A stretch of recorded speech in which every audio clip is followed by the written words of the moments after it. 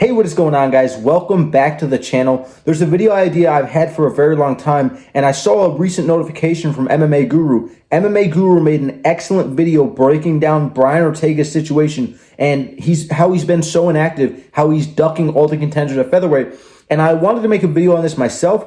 Even before he made the video, I'm sure he's had this video planned in his head a long time. I'm not saying that I was the original creator of this idea. A lot of people have pointed out that Brian Ortega is inactive. But I really wanted to make a video discussing this topic and really going into what's been going on with Brian Ortega, why he's been so inactive, why no one's heard of him, and why he hasn't even said anything. We don't even hear from Brian Ortega.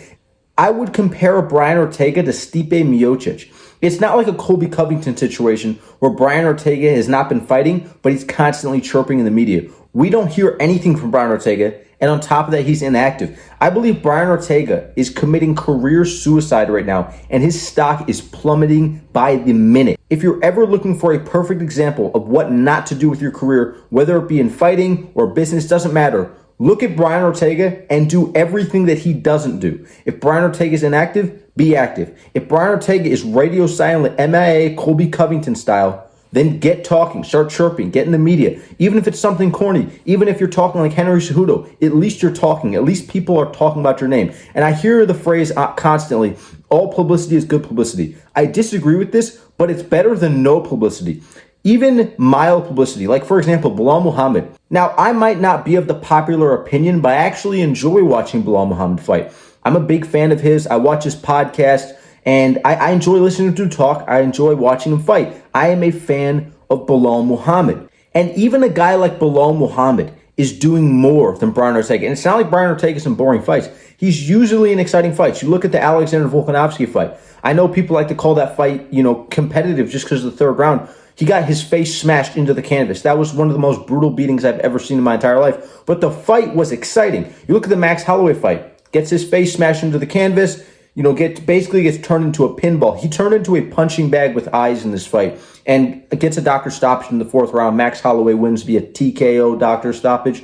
He's in exciting fights. Even when he's getting bashed, even when his brands are getting battered, even when he's collecting CTE like Lauren Murphy collects cigarettes from the local gas station, at the end of the day, he's still an exciting fighter. I still enjoy watching Brian Ortega fight, and it's honestly a tragedy that he's so inactive. I mean, I don't know what happened. He lost to Alexander Volkanovski, about 2 years ago. I believe a couple of days ago, it was actually 2 years on the day. He lost to Alexander Volkanovski in dominant fashion. Like I said, people try to pretend like that fight was competitive just because of the third round.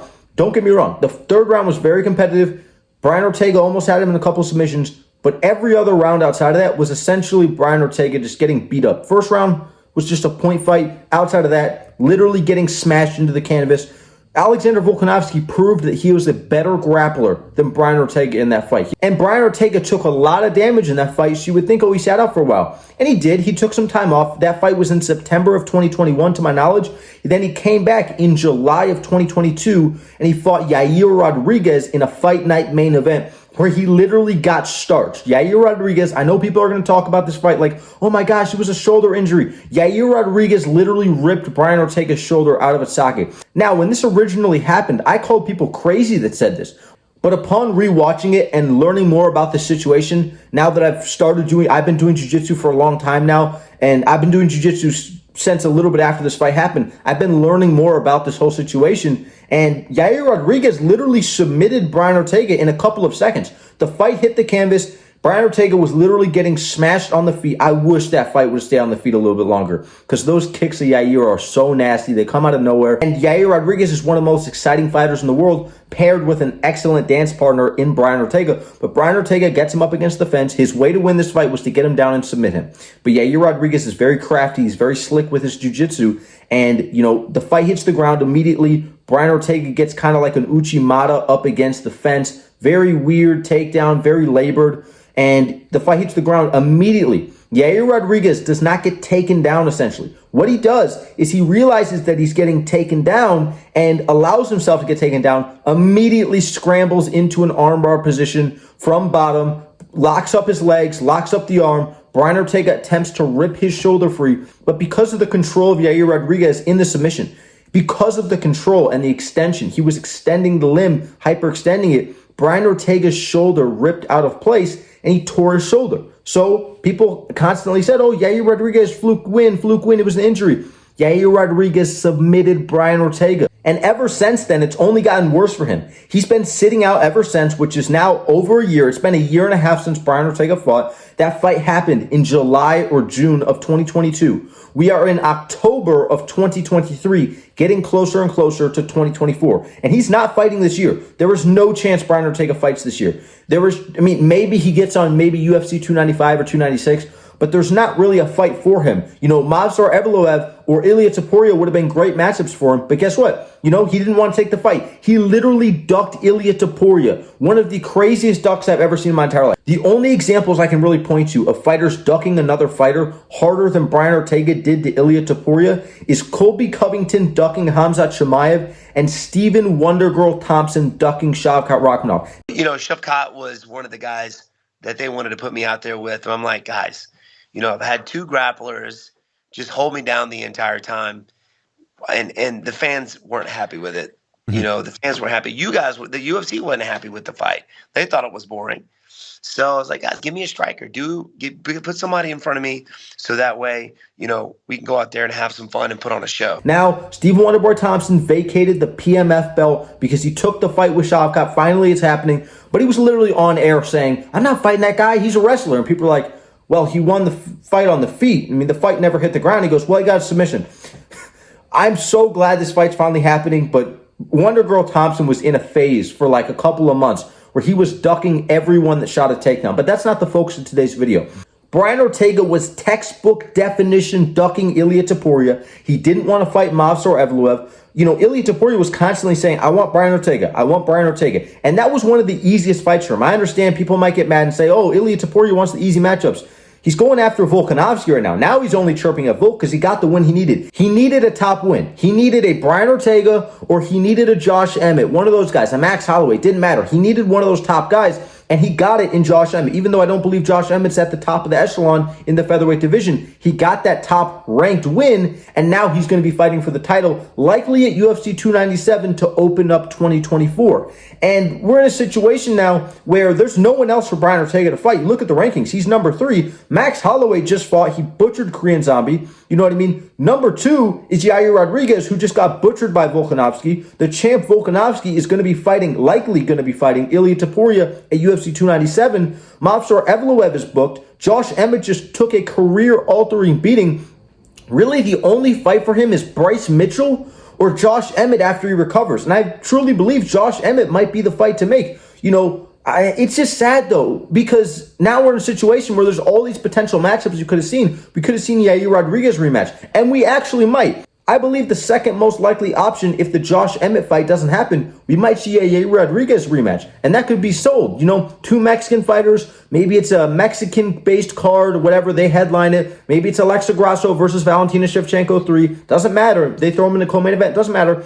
The fight sells. People are going to say, oh, well, Brian Ortega, he got injured. It wasn't a win from Yair Rodriguez. And people will sell that narrative. People will buy into that narrative. I won't. I believe Yair Rodriguez submitted him. But that doesn't matter. Other people will buy into that narrative and the fight will sell. It's an interesting fight as well. You know what I mean? I personally believe at this point in Yair's career, Brian Ortega has absolutely no path to victory. I don't even believe his jiu-jitsu advantage is that significant. You know what I mean? And he's going to get butchered on the feet. He was getting butchered on the feet. But it's still an exciting fight that's going to get the fans watching, and it's going to get me watching.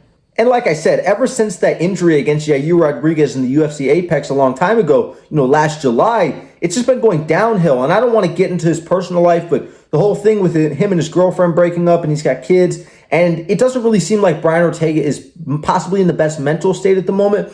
But, people are constantly talking about, well, maybe Brian Ortega's injured. Maybe Brian Ortega is not in the proper state where he's able to fight or compete because he's injured. Well, that is factually incorrect. As I have insider information, one of my buddies who goes to my jiu-jitsu gym, I'm not going to say which gym, I'm not going to get into it, but one of my buddies that goes to a jiu-jitsu gym, my secondary gym, he actually is under the Gracie Academy of Jiu-Jitsu, and he recently achieved his purple belt. Now, in order to be certified, in order to get your Gracie certification, in order to be a purple belt that can teach up to blue belt level, you have to go to Gracie Academy headquarters, and you have to get this, you have to go through this course or whatever and prove that you're capable of teaching the blue belts. Now, I think that stuff's corny as hell, but that's not the focus of today's video. That's jiu-jitsu. This is MMA. But at the end of the day, Brian Ortega was at that Gracie seminar. Brian Ortega was literally there at the Gracie purple belt certification thing. He was there and he was training. I literally have insider information, pictures of Brian Ortega there taking pictures with other purple belts.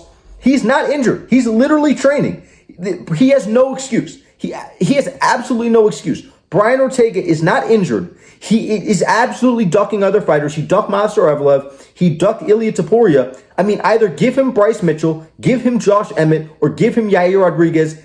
There is a case to make for cutting Brian Ortega. And I personally wouldn't cut him. What I would do is just make him unranked. I personally believe, this might be an unpopular opinion, if you are inactive for 12 months, you immediately should be removed from the rankings. Now, it doesn't mean cut you. That just means that you won't be ranked. Now, when you do your comeback fight, if you have a case to make for a high-ranked fight, you can have a high-ranked fight. If you win or lose that fight, then you'll be re-entered into the rankings. But a guy like Colby Covington, a guy like Brian Ortega, a guy like even Stephen Wonderboy Thompson, he's been sitting out for almost a year now. It'll be about a year in between his fights until he fights Shavkat Rakhmonov. These kind of guys, when they're out for 12 months, just remove them from the rankings because there's all these potential matchups you look at, and then you see Brian Ortega at number 3, and you're like, why is he there? It's an absolute disgrace, and I really hope the UFC gives him either Bryce Mitchell, Yair Rodriguez, or Josh Emmett. So let me know what you guys think down below in the comments. Don't forget to leave a like, comment, and subscribe, and don't forget to turn on notifications so you do not miss another upload. And I will see you guys in the next one. Thank you so much for watching.